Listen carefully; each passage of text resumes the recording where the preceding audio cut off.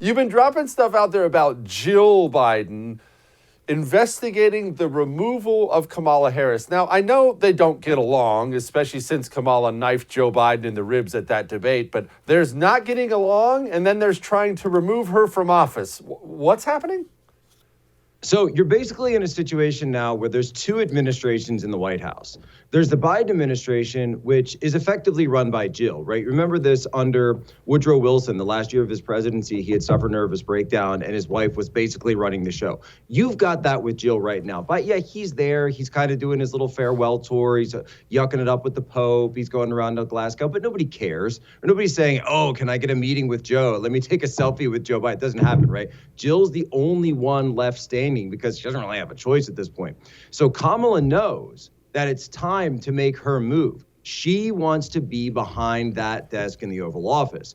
Jill knows that Kamala's coming for it. So Jill says, all right, how do I get rid of Kamala? Is there a way to do this? Is there a process? Does the 25th Amendment apply for the vice president? And yeah, probably. But then at the end of the day, if you're talking about the 25th Amendment, I'm pretty sure there's only one person that the cabinet is going to call that in for. And it ain't Kamala. It's Joe. Okay, so let's talk about that portion of it. Let's say, obviously, Kamala, she drips ambition anyway. It's been the hallmark of her entire career. She'll do whatever it takes, quite literally, to get ahead. She wants to be president. That doesn't sound like it's something that's politically viable, though, right? Even if Democrats are unhappy with Joe Biden, there's no way they're going to stand up for an unpopular vice president knifing him that bad, right? No, but see, here's how it would go. Here's how it would look. Kamala wouldn't come out publicly and do the 25th Amendment. What she would do was she would wait until she gets some kind of, medical diagnosis or some kind of test, something happens. She gets her hands on it, goes around to the cabinet, says what it is. Then she goes to Jill and says, Jill, we can do this the easy way or we can do it the hard way.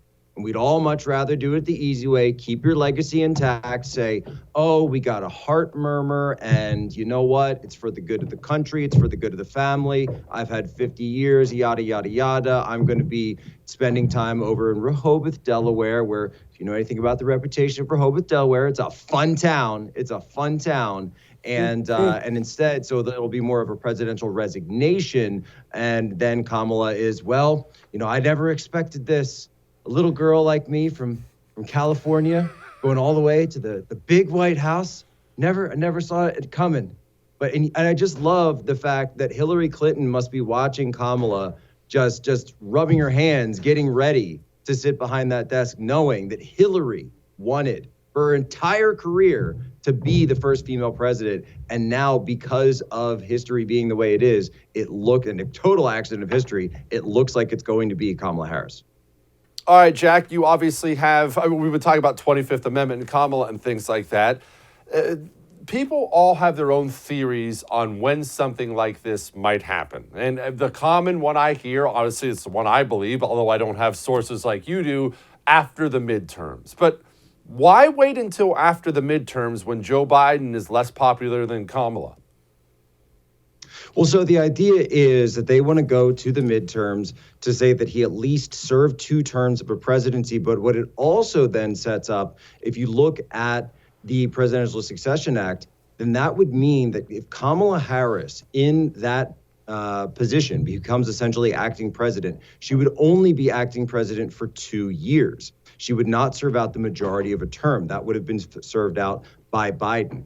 What that would then do is enable her to be able to run 2 full terms after that for essential. Now, I'm not saying any of that would actually happen. I think she'd be slaughtered in a general election. If she were ever actually put up, she would win probably as many votes as she did in the primary, which was 0.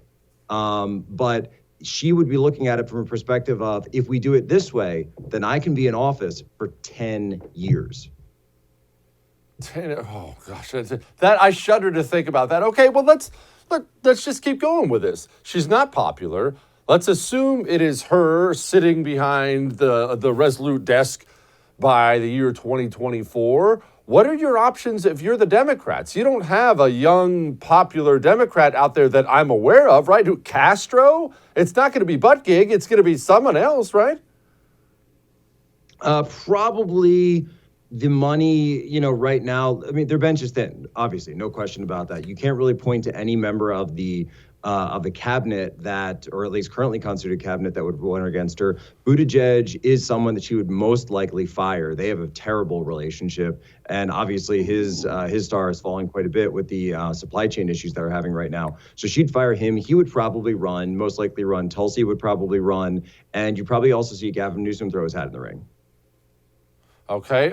Why? What's the rift between Pete and Kamala? So they were always kind of opposed to each other, even going back to the primary. Basically, she was saying, look, I'm the identity politics candidate. And he was trying to say, look, I'm the identity politics candidate. Remember, he went to a lot of money, a lot of big dollar money out there in California that she thought was hers by right. And they ended up supporting Buttigieg over her. And she has not forgotten that. A lot of that tech money. That is okay. Is she really referring to Joe Biden as the Titanic behind closed doors? Oh, yeah. I'm pretty sure I understand why, but why? Yeah, well, basically it's inevitable. That what you're watching is the inevitable just play out. The iceberg has hit, and you're waiting, you're rearranging the deck chairs every day. But at the end of the day, the inevitable will happen, and nothing that Jill Biden or Ron Klain or Jen Psaki or any of these other people can do is going to solve what's happening there. This is the Titanic. So that part is true. The stuff with the Pope and Joe Biden, I know there was a rumor going around. I've been told that is most likely not true. But it is hilarious. Hey, thanks so much for watching The First on YouTube. If you liked what you saw, go ahead and like and subscribe. You heard me. Like it, subscribe. You'll get a lot more of it and a lot more of me.